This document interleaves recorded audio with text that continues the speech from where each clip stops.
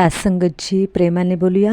धन निरंकारची सात्संगतची आज आपण अशा एका विषयावरती चिंतन करणार आहोत की जो आत्ताच्या या काळामध्ये खूप गरजेचा आहे.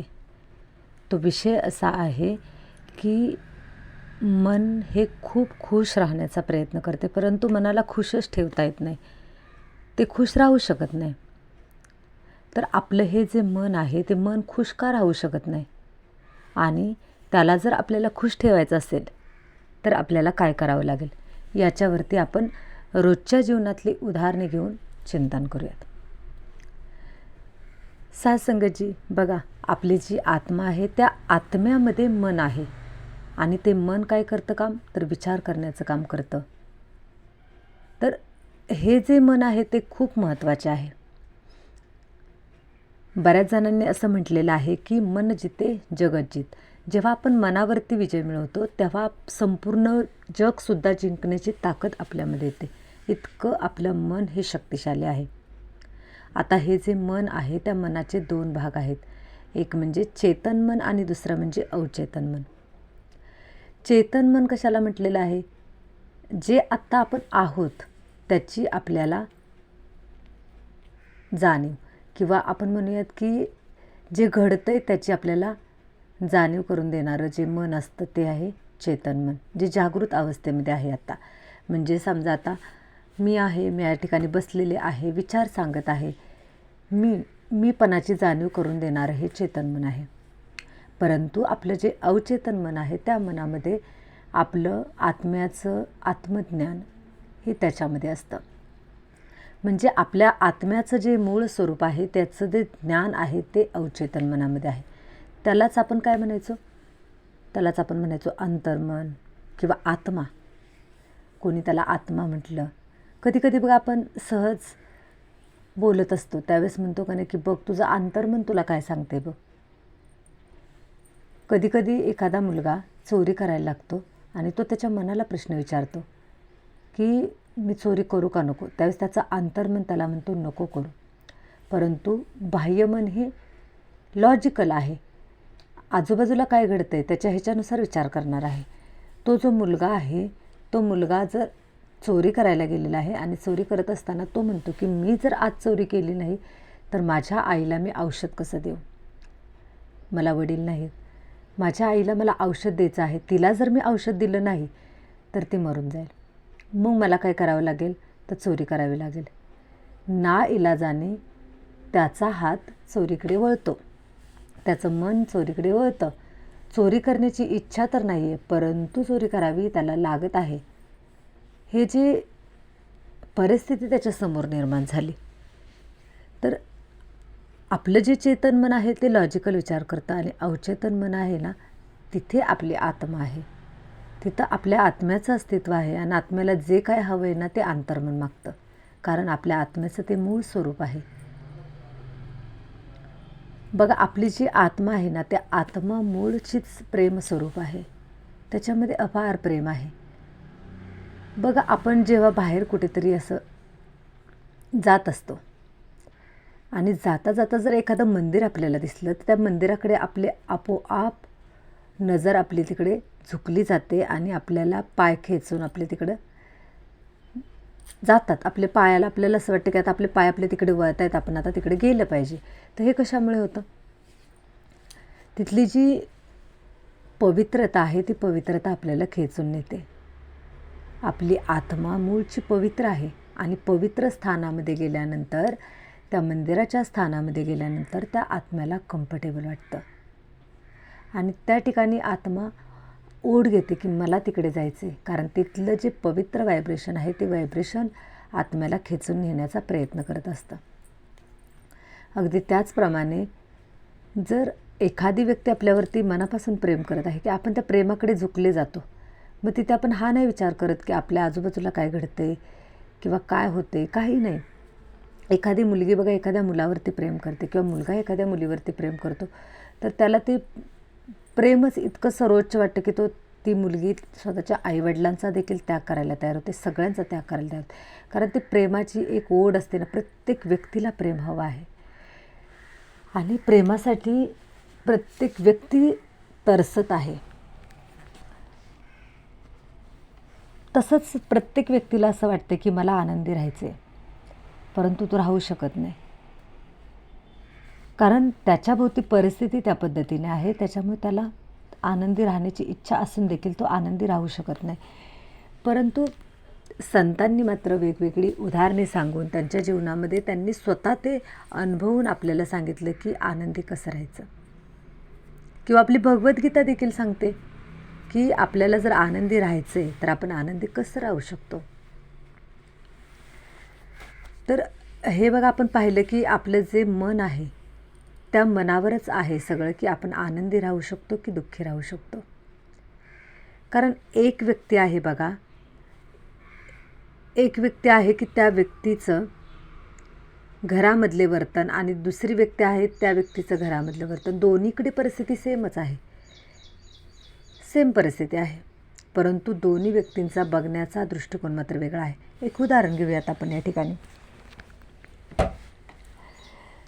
दोन व्यक्ती आहेत.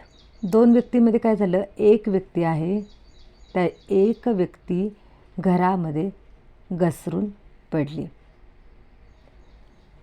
पडल्यानंतरनं तिचा पायसुद्धा मोडला. दवाखान्यात गेली आणि दवाखान्यात गेल्यानंतरनं औषधोपचार केला, परंतु ती स्वतःवर पण कोसत राहिली आणि त्या परमेश्वरा पण कोसत राहिली की हे माझ्याच बाबतीत घडायला पाहिजे होतं का, माझ्याच बाबतीत हे असं का घडलं, माझाच का पाय मोडला, असं का घडलं, तसं का घडलं, का किंतु परंतुमध्ये ती खूप सारे प्रश्न विचारते आणि स्वतःला त्रास करून घेते. परंतु दुसरी एक व्यक्ती अशी आहे बघा, दोन्ही व्यक्ती सासू आहेत. ही एक सासू आहे आणि दुसरी एक सासू आहे. ही म्हणते हाय हाय करते आणि दुसरी सासू काय म्हणते, तिचाही सेम त्याच पद्धतीने ॲक्सिडेंट झाला, पाय मोडला आणि ती घरामध्ये आराम करते आहे. आणि अशा वेळी ती जी व्यक्ती आहे ती म्हणते बरं झालं पाय मोडला, मला आता आराम तरी मिळतो आहे, मला एका ठिकाणी बसून देवाचं नामस्मरण करता येते आणि आता माझी कोणीतरी सेवा करते. एक बघा, सकारात्मक दृष्टिकोन आणि नकारात्मक दृष्टिकोन ह्या दोन गोष्टींमध्ये फरक आहे. तोच प्रसंग सेम दोघींच्या बाबतीतही घडलेला आहे आणि दोघीही अगदी जवळजवळ राहणाऱ्या नाहीत, परंतु असून कुठून कुठून आलेल्या आहेत. आणि एक हाडांचं स्पेशालिस्ट हॉस्पिटल आहे आणि त्या हॉस्पिटलमध्ये कॉट शेजारी कॉट दोघींची आहे. एका शेजारी शेजारी त्या झोपलेल्या आहेत आणि त्यांच्या दोघींची चर्चा अशी चालली, एक अशी म्हणते एक अशी म्हणते. त्यावेळेस जी निगेटिव्ह विचार करणारी होती ती म्हणते की बाई तू असं कसा विचार करू शकतेस, त्रास तुला होत नाही आहे का. तर ती म्हटली जे घडायचं होतं ते घडून गेले, आता त्याचा त्रास करून स्वतःला अजून त्रास करून घेण्यामध्ये काय अर्थ आहे. जे घडले ते घडले, ते तर स्वीकारावं लागेल. आपल्याला प्रत्येक प्रसंगाकडे सकारात्मक दृष्टीने पाहता आलं पाहिजे, तर आपण आनंदी राहू शकतो. आता आपण जर प्रत्येक गोष्टीमध्ये आपल्याला जर आनंद शोधायचा आहे तर आपल्याला काय करता येईल, तर त्यासाठी आपल्याला सगळ्यात पहिल्यांदा आपल्याला एक गोष्ट करायची आहे की अपेक्षा कमी करायच्या. अपेक्षा हेच दुःखाचं कारण आहे. आपण जीवन जगत असताना आपण गृहस्थी आहोत, गृहस्थीमध्ये आपल्याला सगळ्यांच्या सोबत राहावं लागतं आहे आणि सगळ्यांच्या सोबत राहत असताना आपण प्रत्येकाकडून जर अपेक्षा केल्या आणि त्या अपेक्षापूर्ती जर नाही झाली तर मनुष्य लगेच दुःखी होतो. माझ्या पतीने असं वागलं पाहिजे, माझ्या पत्नीने असं वागलं पाहिजे, माझ्या मुलांनी असंच वागलं पाहिजे, माझ्या आईने असं वागलं पाहिजे, माझ्या बापाने असं वागलं पाहिजे.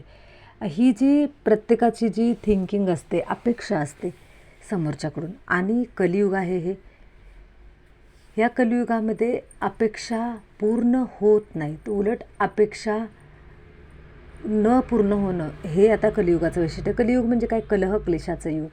या ठिकाणी लोक उलटं ऐकतात, आपण सांगायला गेलो एक तर करतात एक, म्हणजे या अशा घटना घडत राहणार. त्यामुळे जर आपण अपेक्षा ठेवल्या, सतत अपेक्षा आपल्या, आणि अपेक्षा नाही पूर्ण झाल्या की आपण दुःखी होणारच. मग भगवद्गीतेमध्ये सांगितलेलं आहे की श्रीकृष्ण अर्जुनाला सांगतात की अपेक्षा हेच दुःखाचं मूळ कारण आहे.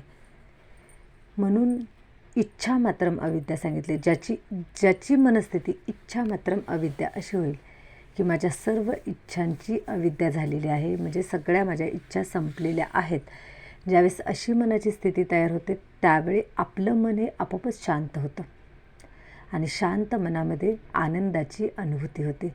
आणि जी अंतर आनंदाची अनुभूती, असं नाही की वरवरचं तेवढ्यापुरतं चिरकाल टिकणारा आनंद आपल्याला त्याच्यातून निर्माण होतो. कारण अपेक्षा हे दुःखाचं कारण आहे आणि अपेक्षा कमी करून इच्छा मात्रम अविद्या बनणं हेच सुखाचं कारण आहे. आपण त्याच्यातूनच आनंदी राहू शकतो. दुसरी गोष्ट काय आहे, जे आहे ते स्वीकारणे. आपल्या जीवनामध्ये जे घडते ना ते आपल्याला स्वीकारण्याची शक्ती आपल्यामध्ये पाहिजे, की जेही घडतं आहे ते चांगल्यासाठीच घडत आहे. आणि काही जर घडताना निगेटिव्ह दिसत आहे आपल्याला, परंतु त्याच्यामध्येही कल्याण आहे, ही मनाची भावना असणं फार गरजेचं आहे. जेव्हा आपलं मन म्हणतं की जे पण होतं आहे ते चांगल्यासाठी होते, तर तेव्हा चांगलंच व्हायला लागतं. या ठिकाणी एक गोष्ट मला नेहमी आठवते. ती गोष्ट अशी आहे की एकदा अकबर आणि बिरबल हे दोघं रस्त्याने चालले होते. चालत असताना अकबर बादशहाला ठेच लागली. अकबर बादशहाला ठेच लागल्यानंतर त्यांच्या अंगठ्यातून रक्त व्हायला लागलं. बिरबल म्हटले की असू द्या महाराज, जे होतं ते चांगल्यासाठीच होतं. परंतु बादशहाला खूप राग आला. बादशाह म्हटलं की मला लागले, माझ्या अंगठ्यातनं रक्त गळते आणि हा खुशाल म्हणतो की जे होतं ते चांगल्यासाठी होतं. हे असा कसं काय बोलू शकतो, म्हणजे ह्याला माझं बघवतच नाही का काय, असं तसं त्याच्या परत काय काय मनात आलं. त्यांनी काय केलं, बिरबलाला सजा दिली, त्यांना अंधार कोठडीमध्ये टाकून दिलं. आणि जेव्हा बादशाह काही सैन्यांसोबत जंगलामध्ये शिकारीला गेलेला आणि जंगलामध्ये शिकारीला गेलेला असताना त्या ठिकाणी तिथे काही आदिवासी लोक होते. ते काय करायचे, मनुष्याचा बळी त्यांच्या देवीला द्यायचे. तर त्या ठिकाणी त्यांना उचलून नेण्यात आलं. उचलून नेल्यानंतरनं जेव्हा त्यांच्या देवीचा असा नियम होता की ज्या व्यक्तीचा बळी द्यायचा आहे त्या व्यक्तीला कुठेही इजा नसावी किंवा कुठला अवयव नाही असं नाही झालं पाहिजे. बळी नेताना त्यांनी ते चेकअप सुरुवात केलं. तर चेक करत असताना त्यांच्या असं लक्षात आलं की त्यांचा अंगठा थोडासा तुटलेला आहे, त्याच्यातून रक्त येत आहे. मग त्यांनी काय केलं, अकबराला सोडून दिलं, अकबर बादशाला सोडून दिलं. अकबर बादशाच्या डोक्यामध्ये विचारांचा कहर झाला. ते विचार करायला लागले, अरे बिरबल म्हणत होता की जे होतं ते चांगल्यासाठी, कदाचित मला हे लागलं त्याबद्दल मला तेव्हा वाईट वाटलं, मी निगेटिव्ह विचार केला. परंतु जेव्हा पुढं जाऊन अशी घटना घडली तेव्हा माझ्या लक्षात आलं की बिरबल सांगत होता तेच खरं होतं. अरे उगाचच त्याला मी शिक्षा दिली, उगाचच त्याच्यावरती रागवलो. मग तो लगबगीने राजमहालात गेला आणि तिथं गेल्यानंतर त्यांनी बिरबलाला त्या अंधार कोठडीतून बाहेर काढले. आणि तो म्हणाला, अरे बिरबल, तू म्हणतोयस ते खरं आहे की जे होतं ते चांगल्यासाठी, म्हणजे मला ठेच लागली हे चांगल्यासाठीच झालं, कारण मी पुढं त्याच्यामुळे वाचलो. पण तुझ्या बाबतीत काय चांगलं झालं, तू तर काहीच वाईट नव्हतं केलं. मग वाईट पण नव्हतं केलं, मग तुझ्या बाबतीत काय चांगलं घडलं की तुला मी अंधार कोठडीत टाकलं, म्हणजे तुला त्याची विनाकारण सजा मिळाली, मग जे होतं ते चांगल्यासाठी कसं काय. त्यावेळेस बिरबल म्हटला, बादशाह, तुम्हाला अंगठ्याला लागले म्हणून तुम्ही त्या ठिकाणी बळी नाही जाऊ शकला, तुम्हाला बळी देऊ शकले नाही. परंतु मी मात्र तुमच्यासोबत आलो असतो तर माझा बळी मात्र गेला असता. बरं झालं मी तुम्हाला तसं म्हटलं आणि त्याच्यामुळे तुम्ही पण मला अंधार कोठडीत टाकलं, त्यामुळे मी वाचलो. मला कुठे लागलं नव्हतं, पण तुम्हाला मात्र लागल्यामुळे तुम्हाला बळी दिला नसता, पण मला मात्र बळी त्या ठिकाणी दिला असता, तर हे घडलं असतं. म्हणून जे होतं ते चांगल्यासाठी. बादशहाच्या डोक्यामध्ये एकदम लख्ख प्रकाश पडला आणि त्यांना कळालं की खरंच जे होतं ते चांगल्यासाठी. म्हणून आपण सुद्धा जीवन जगत असताना हा एक पॉईंट आपण कायम लक्षात ठेवायचा आहे की जे होतं ते चांगल्यासाठी. आपण त्याच्याकडे विश्वासाने आणि सकारात्मक दृष्टीने पाहिलं तर आपल्याला हळूहळू त्याच्यामधलं कल्याण दिसून येईल.